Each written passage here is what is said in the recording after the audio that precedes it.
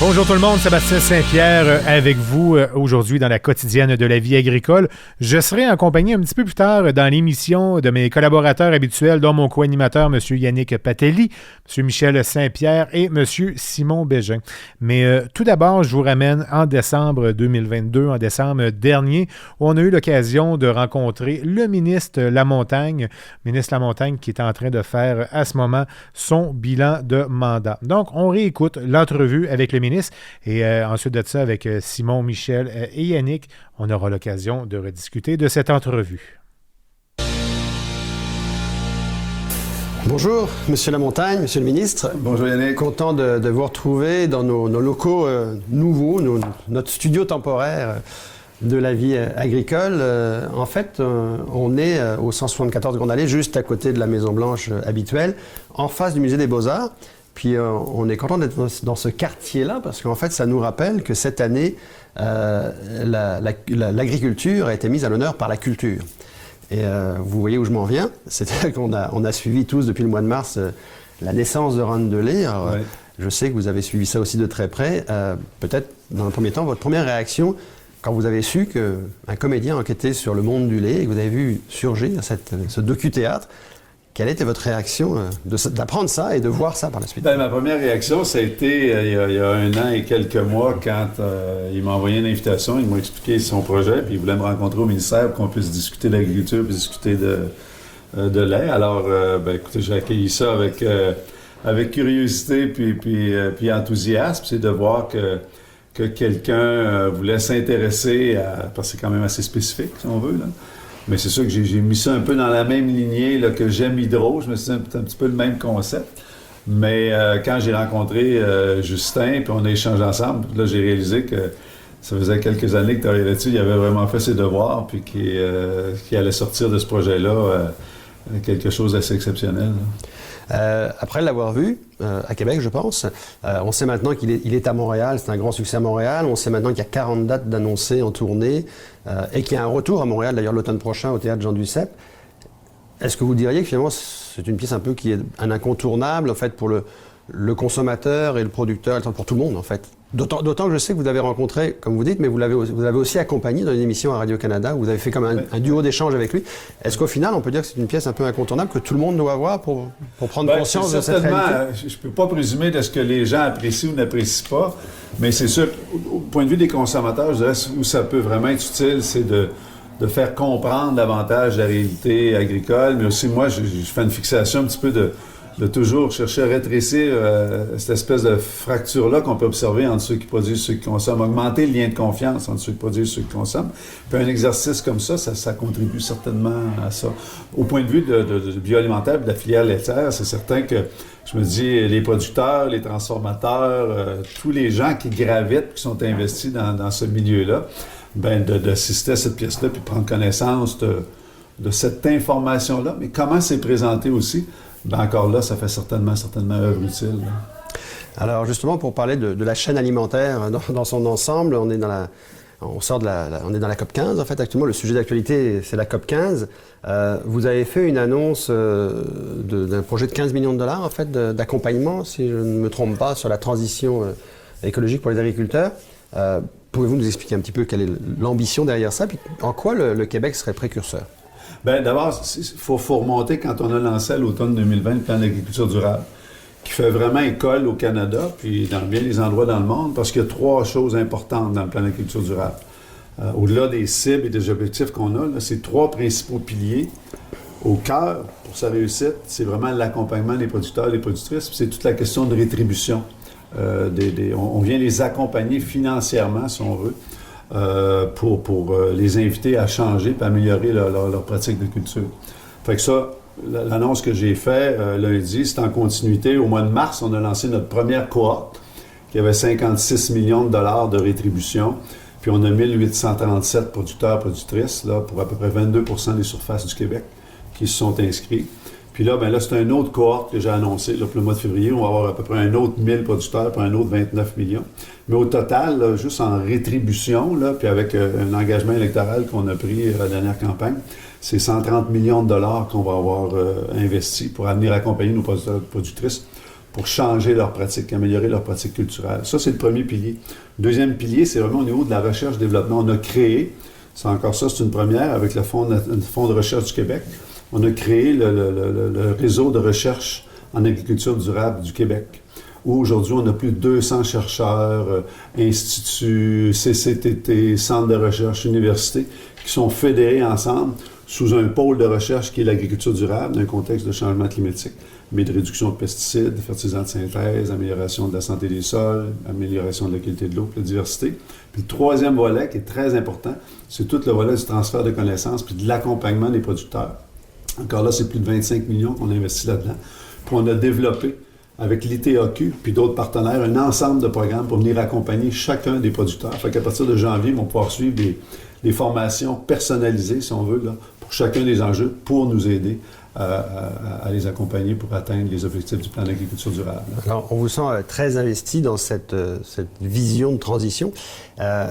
Par contre, est-ce qu'on peut dire, parce qu'on a vu à la COP15 que la cible 7, elle vise une réduction des pesticides de 50 à 75%. Il y a eu des débats là-dessus, notamment sur pas le fait qu'on baisse les pesticides, mais plutôt sur le délai sur lequel il fallait réaliser ça. Est-ce que les ambitions ne sont pas un peu trop grandes, ou est-ce que je me demande, c'est pas vous qui avez dit ça dans la presse, est-ce qu'il faut apprendre à marcher avant de courir? Ben écoutez, honnêtement, j'ai assisté d'ailleurs, lundi j'étais là, puis j'étais allé assister une partie des négociations sur le point 7, si on veut, la question des pesticides. Écoutez, qu'il y ait des gens dans le monde qui se penchent puis qui fixent des grands objectifs pour la planète, c'est une bonne chose. Moi, ce que je disais, c'était ça dans l'entrevue que vous avez peut-être pris connaissance, c'est important qu'à un moment donné, ça se rattache avec les réalités que les gens vivent sur le terrain, parce que ceux-là qui ont à mettre en place ces pratiques-là, c'est les agriculteurs, les agricultrices. Il faut s'assurer qu'on est branché sur leur réalité. Parce qu'il y a deux choses qu'on fait là, par l'agriculture. On nourrit des gens, puis après ça, il y a des familles qui vivent. Après ça, on fait prospérer un territoire. Fait que quand on va jouer là-dedans, il faut s'assurer que les gestes qu'on cherche à poser, les directions qu'on cherche à donner à tout ça, c'est arrimé avec tous ces gens-là qui s'investissent sur le territoire. Là. Pour revenir sur votre bilan des 4 dernières années, qu'est-ce que vous souhaitez que le public retienne de ce bilan-là? Moi, j'ai pris comme ça un peu au hasard. Il y a la stratégie pour l'autonomie alimentaire. Il y a le fameux $12, le défi $12. Vous disiez aux Québécois, achetez chacun par semaine pour $12. Vous allez aider l'économie et l'agriculture du Québec. Il y a les projets d'abattoirs pilotes. C'est quelques exemples comme ça. Mais vous, quand vous avez quitté la politique avant d'y revenir, en fait, avant de revenir au ministère de l'Agriculture, vous avez dit, j'aimerais qu'ils gardent quoi? Honnêtement, il y a beaucoup de choses parce que on a vraiment appuyé sur beaucoup de leviers. Si on regarde les grandes choses, la question du plan d'agriculture durable, c'est certain qu'on vient de mettre les assises. Puis ce qu'on a présenté, là, on s'entend aussi que c'est comme la version 1.0, si on veut, ça va être appelé évoluer. Mais le grand bénéfice du plan d'agriculture durable, c'est comment on vient fédérer puis mobiliser à la grandeur du territoire du Québec. Là. Il y a 49 plans de différents groupes qui viennent nous accompagner. Il y a 13 plans régionaux. Les gens sont mobilisés. Alors ça, c'est le premier grand bénéfice. Après ça, notre stratégie nationale d'achat des aliments du Québec par les institutions. Ça, encore là, c'est des choses qui se discutaient depuis des années, mais là, concrètement, là, on a identifié chacune des institutions, on a identifié la personne à qui parler dans chacune des institutions pour les inviter à adopter des cibles. On s'est fixé des objectifs ambitieux, puis au moment où on se parle, là, on a à peu près 57 ou 58% là, des institutions qui ont adopté une cible. Fait que ça encore là, ça, je vous dirais, sur le long terme, là, ce qu'on a mis en place, là, ça va fonctionner, puis ça va être porteur. Un autre, la stratégie des serres. On voulait donner un coup de barre, si on veut, là, pour faire en sorte qu'on ait une disponibilité de fruits et légumes là, qui soit disponible 12 mois par année. Encore là, ça se veut comme un étincelle, si on veut, mais encore là, ce qu'on a lancé, on va dépasser nos objectifs. Aujourd'hui, déjà, on est très avancé. Après ça, j'ai mis une emphase très importante, on en a parlé souvent, toute la question de l'agriculture de proximité, de faire en sorte qu'on améliore l'environnement, mais qu'on vienne donner du soutien additionnel. On a vu un nombre de créations de nouvelles fermes records. On a vu que ce soit dans le bio, que ce soit des nouvelles cultures, que ce soit des nouvelles pratiques. Aux 4 coins du Québec, on a vu, c'est ça, des dizaines et des centaines de nouvelles fermes. D'ailleurs, je pense que le Québec, les 2 dernières années, je pense qu'on est la seule province au Canada où on a eu une création nette de fermes. Puis à travers ça, on a eu, les projets pilotes pour l'abattage de volailles à la ferme, pour la transformation de lait cru. On a eu, après ça, une intervention là, qui était en ligne droite avec un certain rapport que vous avez cité, mais où on visait à accompagner davantage la relève là, en favorisant différents modèles. On est inscrit dans la loi là, que l'agriculture au Québec, ça se pratique sur une diversité de modèles, sur une diversité de superficie. Écoutez, les terres des Sœurs de la Charité, pour moi, c'est exceptionnel, ce qu'on va réussir à faire là. Vous allez, avec votre deuxième mandat, probablement, oui, être le nouveau ministre de l'Agriculture qu'aura fait aussi longtemps après Jean Garon. Est-ce que vous diriez que... c'est quoi la vision que vous avez encore pour l'agriculture après ça, après vos 4 ans? Qu'est-ce que vous voyez pour votre prochain mandat? Et est-ce que les ambitions, notamment par rapport à l'agriculture de proximité, vont pas avoir quelques embûches en lien avec l'inflation, la géopolitique? Parce que tout ce que vous avez mis en place, en fait, il y a 4 ans, c'est sûr que vous ne pouviez pas imaginer, en fait, ce qu'allait arriver avec l'inflation, imaginer ce qu'allait arriver avec la géopolitique, la guerre en Ukraine et autres. Est-ce que ça peut changer ou on peut contenir ça, en fait? Bien, en réalité, tous les secteurs, puis toutes les entreprises, qu'elles soient petites et moins petites, sont affectées ou subissent les contre-coups, si on veut, de ce qu'on vit depuis 1 an et demi.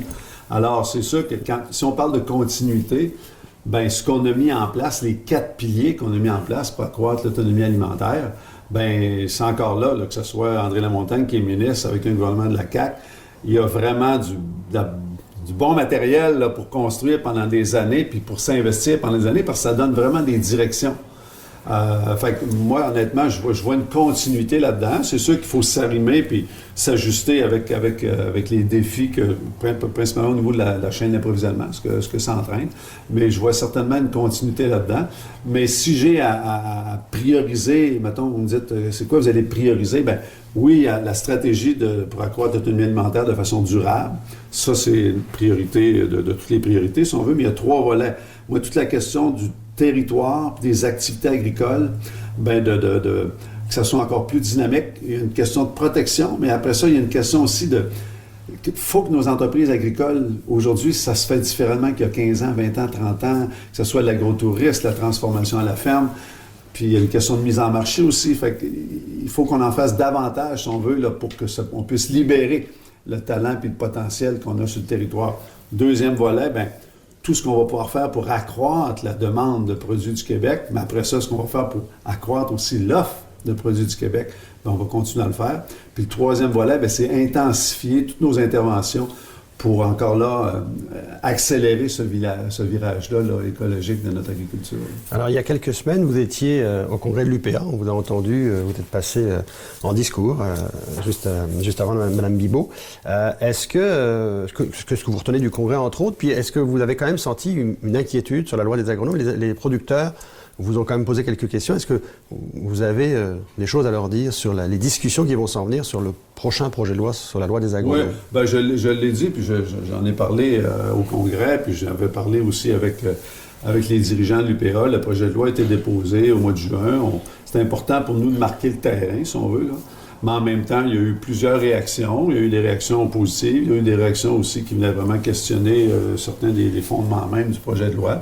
Puis moi, ce que j'ai donné instruction là, aux gens au ministère, là, c'est vraiment de vraiment partir dans une grande ronde de consultation puis d'échange pour faire en sorte que quand on va revenir avec un nouveau projet de loi, parce qu'on va revenir avec un nouveau projet de loi, bien que ça va être le fruit de tous ces échanges-là, puis ces discussions-là, puis j'ai bonne confiance là, que ça va atterrir à la bonne place. Là. Donc il devrait y avoir un consensus au prochain projet de loi. Oui, honnêtement, oui. Moi, je me vois pas déposer ou présenter quelque chose qui va faire en sorte qu'on va braquer les gens que, dans le fond, on veut faire évoluer notre grand système. Fait que non, moi, je vois très bien là, que la prochaine étape là, va être beaucoup plus consensuelle. Là. Alors, on sait que vous êtes quelqu'un qui était très en faveur de la consultation, de la synergie. D'ailleurs, on s'en était parlé il y a 1 an déjà, de la synergie. Entre autres, dans le monde du lait, juste vous signaler, vous le savez, que l'Institut Jean Garon est allé en mission en France, en Normandie, rencontrer des entreprises laitières, des coopératives laitières. La particularité de cette mission qu'on a suivie, nous, comme médias, l'Institut avait embarqué dans ses bagages, je dirais, et des gens de la production, des conseillers en production, mais aussi des transformateurs laitiers, Bergeron, Boivin, Désilets. Et on a constaté sur place, en fait, qu'il y avait des échanges positifs entre ces gens-là, en fait. Même à ma grande surprise, je dois le dire, des consultations et des pistes possiblement positives. Est-ce que vous voyez en cela un atout pour l'agriculture de demain, finalement, que même si ça s'est passé à l'étranger, que des transformateurs et des producteurs échangent entre eux et avancent vers des pistes? Bien, tout à fait. D'abord, je dois vous dire que j'ai écouté avec grand intérêt le reportage que vous avez fait là, sur cette visite-là avec les transformateurs, puis après c'est l'échange que vous avez avec les producteurs. Moi, toutes les opportunités qui peuvent être générées ou les invitations qui peuvent être faites aux acteurs d'une chaîne ou d'un secteur, là, d'être ensemble puis de se parler, moi je salue ça. Puis j'écoutais les observations des 3 transformateurs qui étaient là. Je veux dire, c'est des observations que les autres peuvent partager ici avec les autres transformateurs, mais aussi avec les gens de production. Moi, dans mes échanges que je peux avoir aussi avec les joueurs sur le terrain, c'est toutes des choses qui se discutent. Alors moi, ces informations-là, quand les gens reviennent, je pense que ça va accroître, si on veut, la motivation que les différents partenaires peuvent avoir à se parler, puis à s'asseoir, puis à chercher à amener ça ailleurs, en tenant compte des particularités qu'on a au Québec et au Canada en fonction de la gestion de l'offre. Mais une chose, moi, que j'ai écoutée, quand on parle de différenciation, quand on parle de positionner notre produit, ça, c'est quelque chose qu'on retrouvait dans le rapport Pronovo, l'importance d'avoir une agriculture qui est différenciée. Ce qu'on a vu, l'exemple de la laiterie là-bas, chez nous, on peut le voir à des échelles où on a un producteur qui décide de se lancer en transformation. Moi, je regarde l'exemple boréalais en Abitibi, qu'est-ce qu'ils ont réussi à faire à partir de leur troupeau laitier. Aujourd'hui, ils font des yogourts extraordinaires, ils font un lait différencié. Ils vont avoir une prime, ils ont toute une histoire en arrière de leurs produits. Puis ça, on a quelques exemples comme ça sur le territoire. D'en permettre davantage, puis après ça, quand on parle de cahier de charge, on a le fromage fermier qu'on a lancé. Encore là, c'est une question de cahier de charge. C'est sûr que l'enjeu au Québec, au Canada, quand tout est mis en commun, c'est exprimé dans le reportage que vous avez fait. C'est dire comment extraire l'unicité d'un certain produit tout en gardant une certaine protection qui a été mise en place. C'est ça, mais écoutez, honnêtement, ça évolue, hein? Puis les exemples viennent de partout dans le monde. Puis chez nous, on a des gens innovateurs, créatifs, puis on a des gens d'affaires. Fait que moi, je suis confiant que tout ça va venir qu'à s'adapter pour qu'on sorte le meilleur de ce qu'on peut faire. Alors, M. Lamontagne, on va vous remercier d'être venu à nouveau dans notre studio, comme je disais, temporaire. On espère vous retrouver en 2023 dans le studio en préparation de l'autre côté au 180. D'autant qu'aujourd'hui, quand vous parlez chez nous, vous parlez aux producteurs qui nous suivent sur notre téléweb, mais depuis un an, comme il y a 13 radios FM à travers le Québec qui reprennent les audios, c'est pour ça qu'on vous pose aussi quelquefois des questions qui ont un impact chez le consommateur. Ça me fait plaisir. Merci beaucoup d'être passé nous voir. Joyeuse fête. Merci, vous aussi.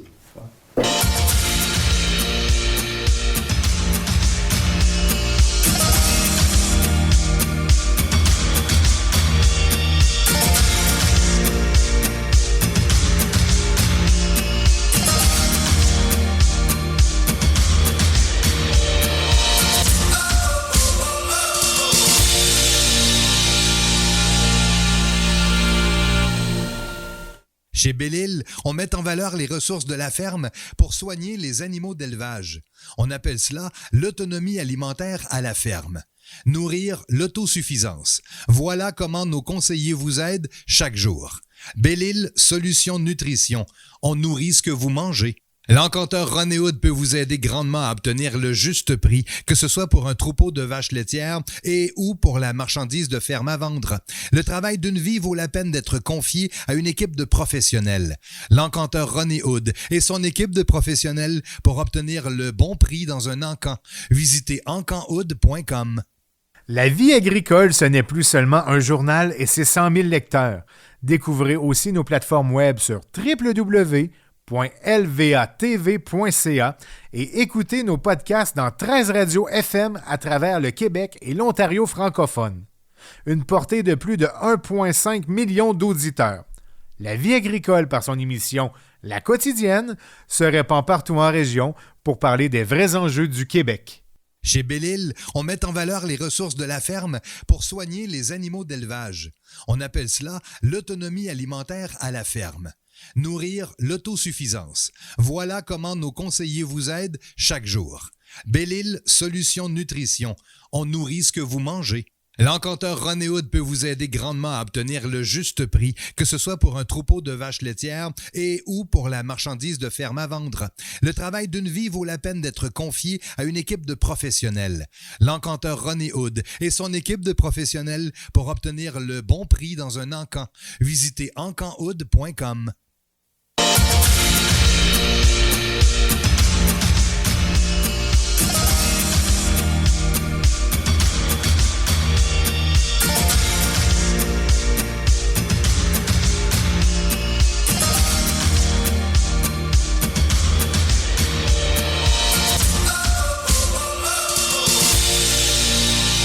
Alors, on est de retour ici directement de la quotidienne de la vie agricole. Sébastien Saint-Pierre, Yannick Patelli, Michel Saint-Pierre et Simon Bégin. Messieurs, bonjour. Alors, bonjour Sébastien, bonjour Simon, bonjour Michel. Effectivement, moi, j'ai beaucoup parlé avec le ministre, comme vous l'avez vu, lorsque je l'ai rencontré en décembre. Donc, je vais laisser la parole à Simon et à Michel.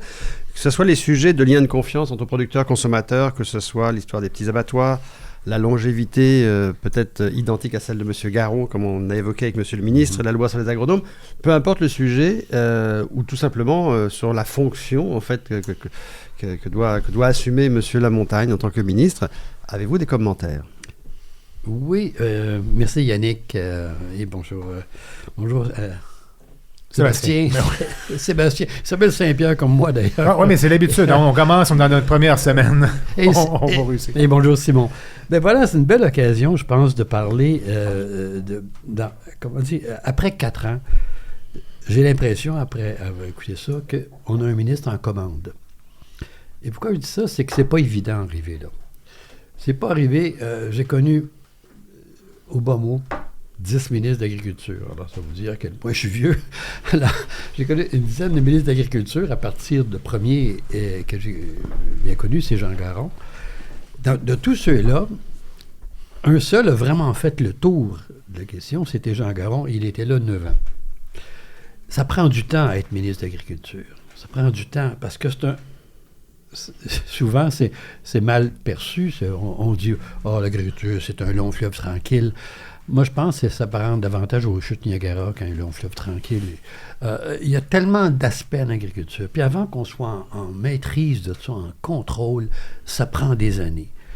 Et le message qu'André Lamontagne a laissé lors de l'entrevue, c'est celui d'un ministre qui maintenant a cette sensibilité-là aux différents aspects. Il voit les nuances. Bon, il est capable de comprendre. Dans le fond, il a pris le pouls de l'agriculture et de l'agroalimentaire et il met en place des choses qui vont donner des résultats à long terme. Puis, il ne faudrait pas, j'espère, s'attendre à ce qu'on en fasse 3 fois plus que ça, parce que là, on va mêler le show. On a en place, et ce qu'il a énoncé, des mesures, des programmes, des initiatives qui devraient avoir un effet assez important. Moi, je pense au secteur des serres, à titre d'exemple. Et en termes de longévité, on risque de se rapprocher de Jean Garon, que vous citiez, puisque là, on parle d'un mandat de 2 mandats, en fait, de 4 ans, donc 8-9 ans qu'avait fait Jean Garon. En fait, sur le plan politique, M. Lamontagne, c'est son 3e mandat. Il a été élu une fois dans l'opposition. Il a été élu en 2018, devenu ministre. Il vient d'être réélu. Et quand tu regardes les résultats électoraux, la dernière élection, il y a eu à peu près en haut de 50% du vote de son comté. C'est à peu près 10% de plus que le vote de la CAQ à l'échelle du Québec. C'est quand même important. Ça veut dire qu'au point de vue politique, M. Lamontagne a un appui personnel des gens de son comté. Alors, c'est pas insignifiant au point de vue politique. C'est-à-dire qu'il y a une bonne assise régionale, territoriale. Il s'est bien occupé de ces gens de son comté et les gens le reconnaissent et ont voté pour lui. L'autre dimension politique, c'est quelle place M. Lamontagne occupe dans la hiérarchie du Conseil des ministres. M. Garon a réussi, je pense, à faire des grandes choses. Il y avait la personnalité pour, mais il y avait aussi une entente très proche, très personnelle, une collaboration intime avec M. Lévesque et avec M. Parizeau, le ministre des Finances. Oui, je pense que Michel, tu as raison. M. Lamontagne est un ministre qui est beaucoup plus en commande que bien de ses prédécesseurs, mais en même temps, la position, les recommandations qu'on a faites lors de la campagne électorale à l'Institut Jean Garon, et aussi, c'était le point central du rapport Pronovo, c'était la question du leadership du ministère, du MAPAC, sur la scène agroalimentaire québécoise. On sait que ce leadership-là a glissé au fil des ans vers Longueuil, pour ne pas le préciser. Alors, au cœur de la recommandation du rapport Pronovo, puis de ce qu'on disait lors de la campagne, c'est qu'il faudrait que le MAPAC reprenne de plus en plus de son leadership, que ce soit en matière de contrôle de la recherche, contrôle des services dans le champ. Ça a été beaucoup délégué, ça a été beaucoup imparti. Alors, mais est-ce que c'est quelque chose qui se réalise plus facilement, justement, si on reste 7, 8 ou 9 ans en place? Oui. Alors, je pense que M. Lamontagne, une des choses qu'on peut souhaiter, c'est que dans la hiérarchie du côté ministre, il se rapproche du premier ministre, il se rapproche de l'inner circle du premier ministre. Parce que si on dit que l'agroalimentaire, c'est une des questions majeures de l'avenir, avec ce qu'on a pu vivre comme crainte lors de la pandémie, toute la question de l'aménagement du territoire, il faut falloir que le ministre de l'Agriculture, fort de sa longévité, de son expérience, soit capable de rentrer dans cet inner circle pour avoir plus de poids sur les grandes orientations politiques du Québec. On va le voir bientôt. On va voir bientôt la mise en... Il y a eu l'année passée les principes de la nouvelle politique d'aménagement du territoire. Ce printemps, on est supposé voir le plan de mise en œuvre. Là, on va pouvoir voir où se situe le pouvoir. Est-ce que c'est le pouvoir des villes, des développeurs qui vont être capables de donner l'heure juste, ou si c'est la protection vraiment du territoire agricole qui va l'emporter. Alors, moi, je suis très heureux que M. Lamontagne soit reconduit dans ses fonctions, et je lui souhaite, c'est d'être capable de s'imposer, de monter dans l'échelle des prix, de la hiérarchie du Conseil des ministres pour être capable de défendre adéquatement le territoire agricole. Moi, je pense que ça se fait. Ça se fait tranquillement. D'ailleurs, la reconnaissance de façon globale de l'agriculture et de l'agroalimentaire comme moteur de l'économie, ça aussi, ça se fait. Ça s'est bâti ces dernières années. Ça s'est amplifié, cette reconnaissance-là. Donc, le ministre porteur de ça, qui, lui, met en place des mesures, des programmes, des appuis à certaines initiatives, je pense, ne peut pas faire autrement que d'être reconnu comme étant, on va dire, bien en commande. C'est le terme de mon début, parce que, et je répète, c'est pas facile de faire un ministre de l'Agriculture, ça prend du temps. C'est un secteur extrêmement diversifié, où il y a beaucoup des intervenants qui ont des fortes attentes et qui ont des moyens pour les exprimer qui sont très forts. Alors, faut mettre le temps, et moi aussi, je suis très heureux qu'il ait été reconduit. Et vous voyez qu'aussi en fin d'entrevue, en fait, Michel, il félicite l'Institut en fait pour le travail que vous avez réalisé avec Guy de Bailleul en emmenant tout ce monde en fait à Paris, au Cial d'abord, puis après en Normandie, et visiter les fermes et les coopératives laitières, parce que vous avez été voir ailleurs et comparer en fait. Oui, et puis ça, en plus c'est pas évident là. Il dit j'apprécie ça, mais là je me souviens que lors de nos premiers échanges là-dessus, il nous voyait un petit peu comme étant, on dérangeait un peu la quiétude du secteur. Mais je pense qu'aujourd'hui, il reconnaît que ce dérangement-là, il ne peut qu'être utile. Lorsqu'il parle d'avoir des laits beaucoup plus caractérisés. C'est surtout que par l'expérience qu'on a vécue, parce que je vous ai suivi avec la caméra en France, qu'on a vécu l'expérience, c'est qu'on a vécu, quand on a vu ce qui se passait à la coopérative d'Isigny, et quand on a vu que les gens de la production animale et les gens de la transformation, les Boivin, Bergeron et des îlets de ce monde, se parlaient et se comprenaient et disaient, mais on peut faire ça, nous, au Québec. C'est-à-dire qu'en fait, parce que là, l'Institut a vu quelque chose et revient avec une idée qui, en plus, pourrait peut-être s'appliquer.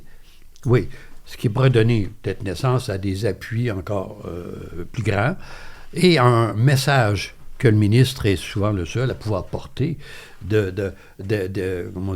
d'inciter à cette diversification de notre production-là, à notre...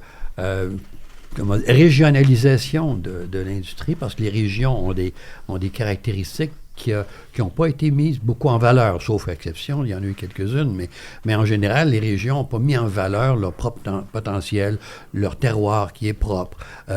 Et ça, c'est quelque chose qui est à voir, qui est à venir, à mon avis. Alors voilà, on avait reçu donc le ministre Lamontagne dans le salon d'à côté. On était en préparation de ce studio radio. On l'avait informé qu'on était en préparation du studio radio. On espère, on va parler avec ses communicants, avec son directeur adjoint, et lui dire qu'on va l'attendre maintenant dans notre studio radio pour qu'il soit entendu sur LVA TV et à travers les 13 régions qui nous écoutent.